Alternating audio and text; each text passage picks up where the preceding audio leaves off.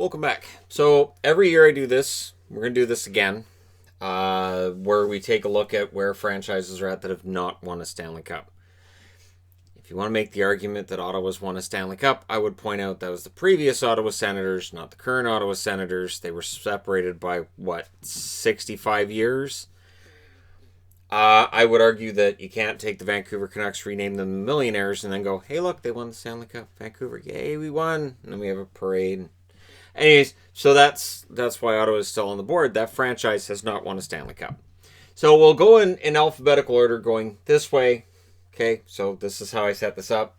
Arizona. Now, over the last 3 years, they've amassed 231 points. Out of the 11 franchises on the board, that stands ninth. So of the 11 teams that have never won a Stanley Cup, they're ninth in points over the last 3 years. Kemper and Ronta are still, at the time I'm recording this, they're starters, and starter and backup.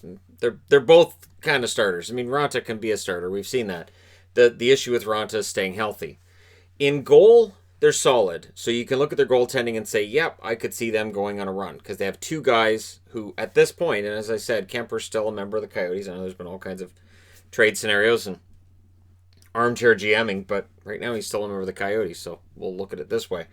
Their first line projected, and again, it's just projections, right? Garland, Stepan, Keller. Connor Garland has a lot of upside. Stepan down the middle, that's a bit problematic. They do need to have that first line center, who may end up being Barrett Hayden at some point. Ekman Larson and Chychrun are their top two defenders, in my eyes anyways, and I know people are going to type away, but that's not their best defenders. Hayden and Soderstrom lead up their prospect pool. Both of them likely to be in their everyday lineup starting this year. And of course, Bill Armstrong's taken over as GM. Rick Tocchet's still behind the bench. Again, at the time I'm recording this, I think Tocchet starts the season as the coach.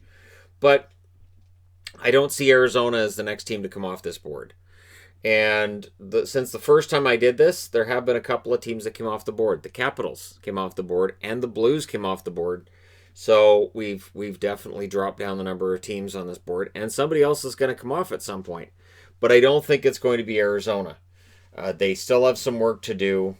They're still a team that's seemingly forever in between, not bad, but definitely not contender-ish, and just being flat-out bad non-playoff team. So they need to get out of that muck and mire, and maybe Armstrong can do that. Having cap problems is going to make it more difficult for them to do it, but again, it's about drafting and development, and maybe they'll be able to get that done. But the trade for Taylor Hall hurt them in that regard as well. Now, Buffalo has 206 points over the last 3 years, which makes them 10th. So they've actually got less points over the last 3 years than does Arizona. And I don't need to go over Buffalo and all the Buffalo things, because we've talked about Buffalo, and at this point it kind of feels like you're just depressing Sabres fans. Ullmark and Hutton are your goaltenders. I don't see that as being two goaltenders that, should they make the playoffs, necessarily get you through 4 rounds. So that could be problematic. And a good example of needing two goaltenders for 4 rounds would be what Dallas did with Hudobin in net. It's not easy. Now, first line projected to be Hall, Eichel, and Reinhart. Taylor Hall does improve this team. I don't know how much, because we don't know how well he's going to fit in Buffalo. Because in Arizona, it was a bit of a rough fit at times. On the blue line, you got Dahlin, you got Ristolainen. They need more depth, and definitely more veteran depth. You look at what Tampa did, and this is the comparison I'm using for a lot of these teams for this year. Both Tampa and St. Louis the year before. You had big, strong defense. You had a lot of depth on the blue line. You had depth up front at forward. So if somebody gets hurt, somebody else steps in, you're not worried. You're not saying, oh, that I don't know, who's in the lineup? That's a problem. So that's something that Stanley Cup champions generally have under control. Where that 13th forward, that number 7 defenseman, not a problem if he's in the lineup and somebody gets hurt. Now, Cousins and Quinn are your top prospects. And Dylan Cousins, if he comes in and he's really, really good out of the gate, then you may see an interesting situation for Buffalo where they would have a ton of depth. And Jack Quinn, not projected to be in their lineup this year, probably next year. Good goal scorer on the wing. May envision him as playing with Eichel down the road. And of course, Kevin Adams took over as GM. Ralph Krueger's still behind the bench. Hall likes playing for Kruger, states Kruger can get the best out of him, and we'll see. But Buffalo would not be my pick on the board. So Columbus, who I'm wearing, 276 points, which is fourth over the last 3 years of the teams on the board. And it feels like Columbus might be on the verge. So I'm wearing Columbus. I'm thinking they might be on the verge. Obviously, the sexy pick would be Vegas. Everybody's going to take Vegas. But I'll go ahead, stick my neck out, and say Columbus. Merzlikins and Korpisalo in net, that's a big part of the reason why. They didn't end up trading one or the other. I think that's the smart move. Don't trade either goaltender. Foudy, Dubois, and Bjorkstrand likely the first line. Atkinson could be on that first line too. Liam Foudy looked fantastic in the return. And honestly, I think he's their future up front. He's going to be a really good goal scorer. And on the blue line, of course, you have Werenski and Jones. And every armchair GM of every other fan base is saying, well, if we could get Werenski, well, see, we can make that trade and we could get them to give us Werenski. Good luck. I love Seth Jones, but Werenski is underrated because he plays with Jones. I think Werenski's an excellent defenseman, and I think Jarmo Kekalainen knows that as well.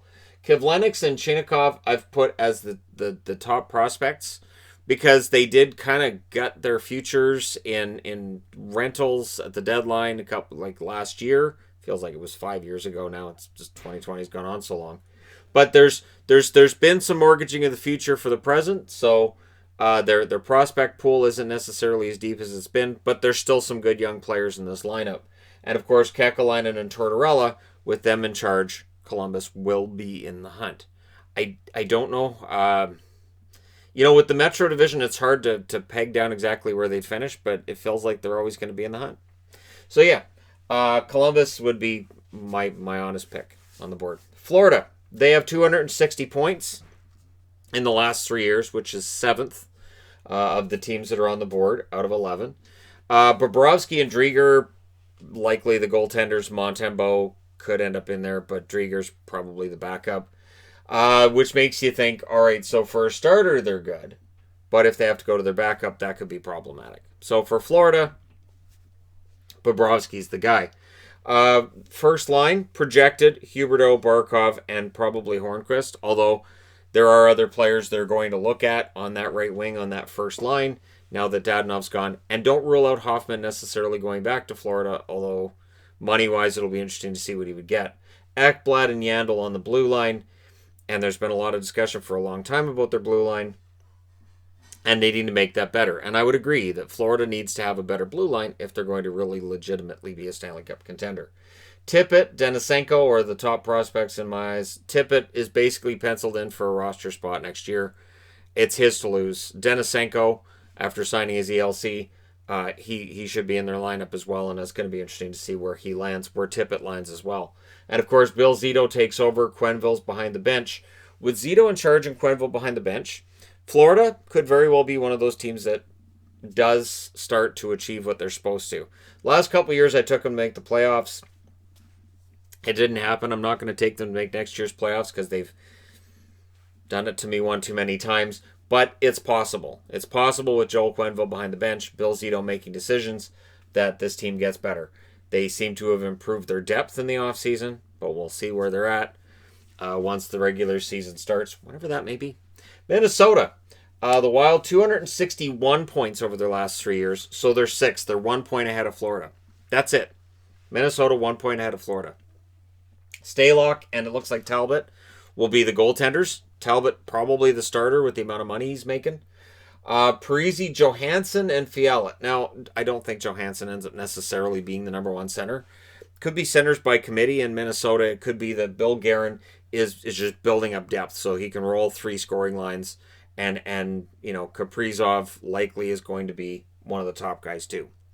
So that's worthy of note. And Suter and Brodin I have as the top blue liners. Spurgeon's a solid blue liner for them as well. Make of that whatever you will. And for prospects, of course, Rossi and Boldy are the outstanding prospects. Rossi, if he could make the team and show that he doesn't need any kind of development in the minors before coming up, Marco Rossi could be a megastar for Minnesota. And that could look like the steal of the draft. Guerin and Evason in charge. Guerin seems to have a vision going on here, and we'll see how that turns out. Trading out Eric Stahl is risky. And putting Johansson in the middle There's some risk to that as well, but if it all works out, it could look brilliant. I don't have Minnesota pegged as like a likely Stanley Cup champion over the next few years, but it feels like they're trending in the right direction by drafting Rossi and at least making some moves to change up their roster somewhat, not the blue line. But at some point, Dumba's likely going to get moved because of expansion draft reasons, and then we'll get into that. But Minnesota, interesting team to say the very least. Nashville, 295 points over the last 3 years. That is first out of any team on the board. But Nashville, it does feel like they're trending in the wrong direction. Yet, David Poile is trying to make moves to improve the roster as I'm making this. Forsberg, Johansson, and Arvidsson are likely the first line. And of course, Rinne and Saros, I've got them on the board. As Rinne first, Saros second, but in all likelihood, Saros is the starter. But for how long? And then Yossi and Ellis is the two standouts on the blue line. And honestly, with Yossi on that blue line and Ellis on that blue line, just how strong that blue line is overall, I don't think you can necessarily rule out a run by Nashville at some point. I don't think you can rule them out as potentially being a team that does go on a Stanley Cup run. Now, Tolvanen and Askarov I have as the top prospects. Tolvanen, if he finally comes in this year, and it feels like we've been waiting for him for a while, but if he comes in this year and if he shows that he can play and he can be top six, that could be huge. And Askarov is the reason why I said Saros is likely the starter for now. Askarov is supposed to be fantastic. If he is as good as advertised, that could very well be a huge boost to Nashville, but then it's a matter of when. And by the time he's in the lineup, have some of the other core players been moved on from? Have some of them started to, descend after reaching their peak? This kind of thing. Nashville's going to be kind of an interesting one, too, out of the Central. You get the feeling that maybe the Pacific's going to be a little stronger. Maybe the Central's going to weaken a little bit over the next year or two. But again, until we see the results on the ice, it's all guesswork, isn't it? Speaking of guesswork, the Ottawa Senators at 193 points, 11th and last overall of all the teams on the board, which makes total sense. They've been in a rebuild for the last 3 years, so yeah, that's fine. Matt Murray and Hogberg likely the starter and the backup. Yes, Anders Nilsson could end up being the backup if he's healthy and good to go in time. He's been out for a while. There have been conflicting reports about how much longer he could be out and all of that stuff. And honestly, Ottawa in the end, I could see Hogberg ending up winning that backup job anyways. He looked pretty good in his call-up. Now, their first line, Tkachuk, White, Dadonov is likely, but Stützle, don't rule him out as going in and getting a job. On the blue line, Shabbat, Zaitsev, but don't rule out Brandstrom. So Brandstrom and Stützle are on the board as not just their top prospects, but as great wild cards here. The owner of the Senators, Eugene Melnyk, has said, next 4 years, these guys are going to win a cup. But I have a funny feeling that if you asked owners of almost any team in the league, do you think you could win a cup in the next 4 years? The answer would be yes. Almost any would say yes. I would even argue that maybe even in Seattle, Seattle's owners, what do you think? The answer would be yes. And I'm aware I don't have Seattle on the board, but they don't play a game until next year, so I think we're good in saying they probably won't be the first one off the board yet. That would sort of trigger some people if it happened. But for Ottawa, Dorian and Smith are the brain trust in terms of general manager and coach. That's not likely to change anytime soon. At the very least, I think Melnyk will give Dorian a chance to see these guys develop, see these guys make it on the roster. There's some pressure on Brandstrom to make it at the NHL level, of course, because he was the centerpiece of the Mark Stone deal. And that pressure is also shared by Dorian. Because if Brandstrom, flared out and didn't make it at the NHL level, then that makes the trading of Stone look worse for Ottawa than it may have already. So Ottawa's going to be one to watch. I don't see them coming off the board, though. San Jose, 264 points in the last 3 years, which is fifth. And look, they're 3 points ahead of Minnesota. They're 4 points ahead of Florida. So all those teams are close.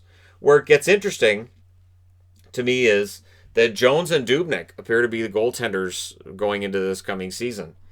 You can't necessarily feel great about that if you're a San Jose fan, and yet Dubnyk could bounce back. Jones absolutely could bounce back. You could argue both of these guys had nightmare seasons to forget, and they won't be that bad again, but I don't know. I don't know if they will turn it around. And then was it that they were that bad, or was it the defense in front of them?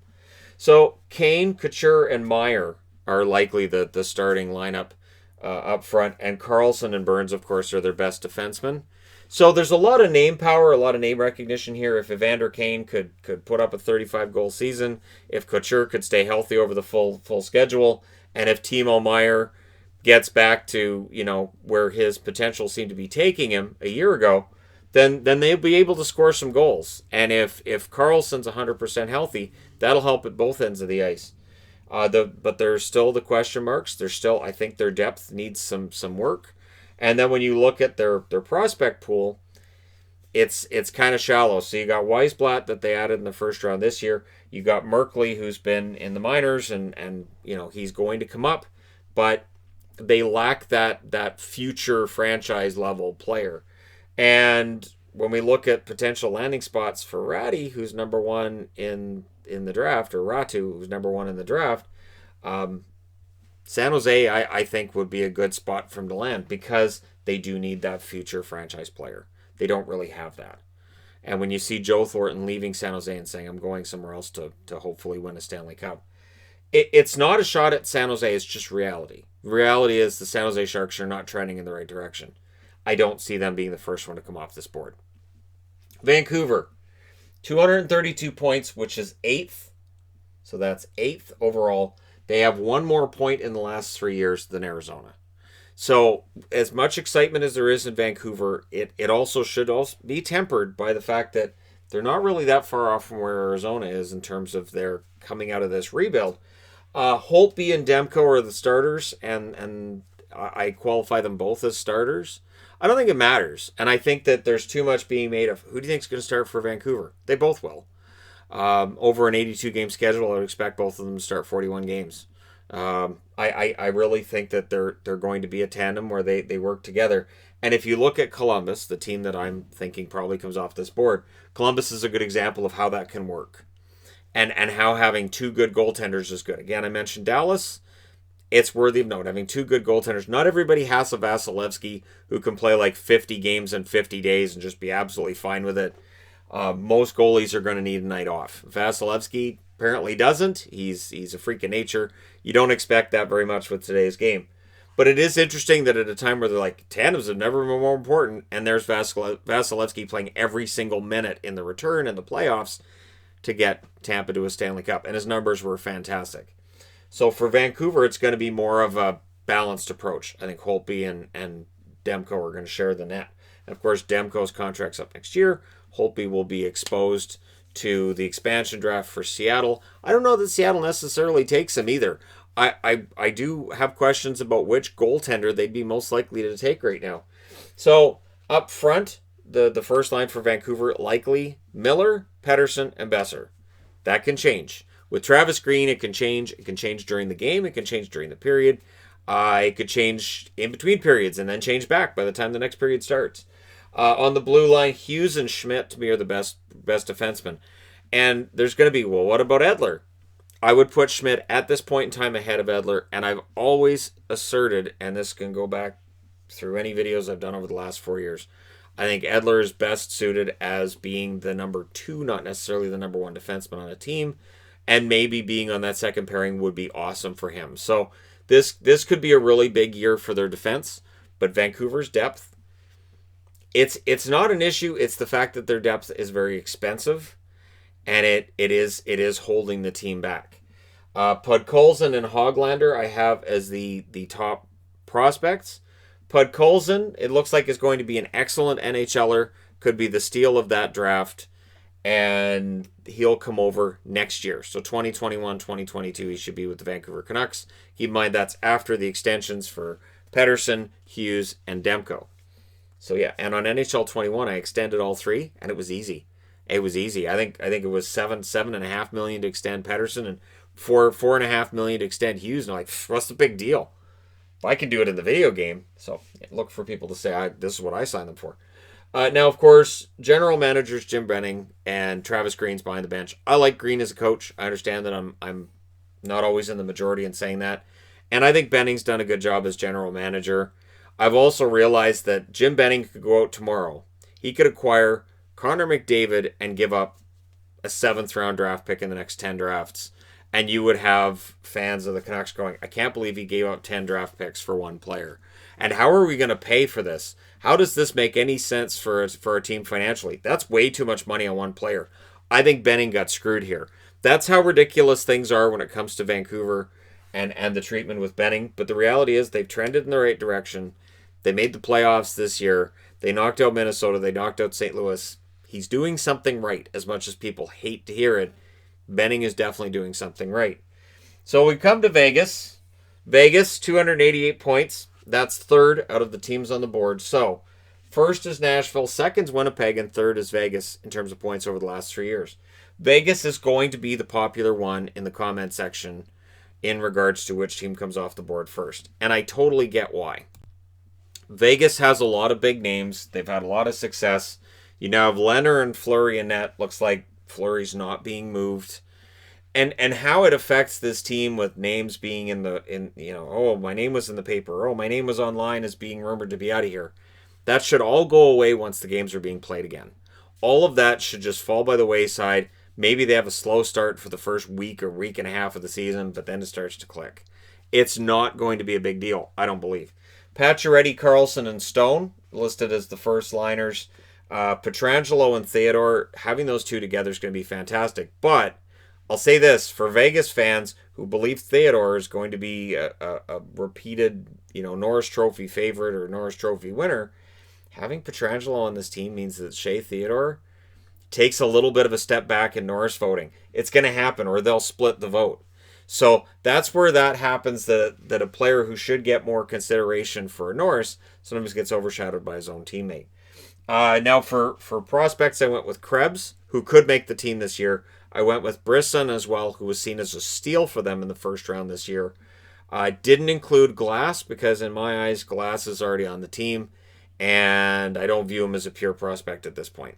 So Krebs could be a huge addition for them and Brisson, and especially considering this is a team that's at the cap all the time. Having guys on their entry-level contracts come in and perform well, it's huge. This is why I've said that them, getting Pacioretty, that's great, but losing Nick Suzuki to Montreal just for what Suzuki does for Montreal and just for the fact that it's an entry-level contract, it's huge. It is a huge difference maker, and I really was kind of surprised and saddened when they moved on from Suzuki.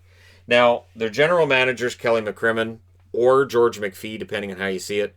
Whether or not you think McPhee's still making the decisions or McCrimmon, they're the brain trust in the team, and DeBoer's behind the bench. And again, there are people who don't like, why did they hire DeBoer? Because DeBoer has had playoff success, and the team showed after he took over that it was the right decision.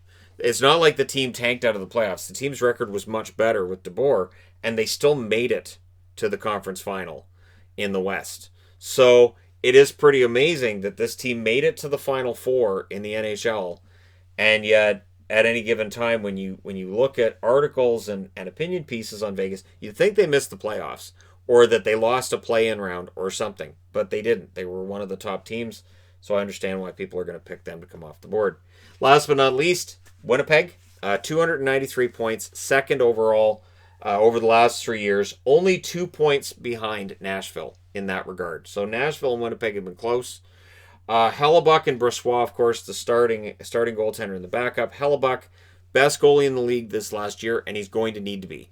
Brossoit had a bit of a down year as the backup, and so with them together again as the battery for this team, Hellebuck's probably going to be relied on for more games than almost any other goaltender in the league. And if they're going to win a cup, it's going to be with Hellebuck and net. Connor, Scheifele, and Wheeler. I'm aware that I don't have Laine on the first line because I don't push him off the first line for Kyle Connor. I have made that argument for 2 years. I'm not going to change my mind now. I'm not suddenly going to say, you know what? I had a dream last night and I've realized Laine belongs on the first line. Kyle Connor has to go to line 2. Nope. Connor, Scheifele, and Wheeler has been such a good line that no, I wouldn't change it. On the blue line, Morrissey and Pionk, and that highlights that they have some good defensemen. They do need more good defensemen. Now, Perfetti, drafted center. He's likely going to make the team, I'll say, a year down the road. Probably not this year. And then Heinola on the blue line could be an excellent top four defenseman and could help to fix their big weakness, which is that blue line. Now, general manager and coach, that's Kevin Cheveldayoff and Paul Maurice.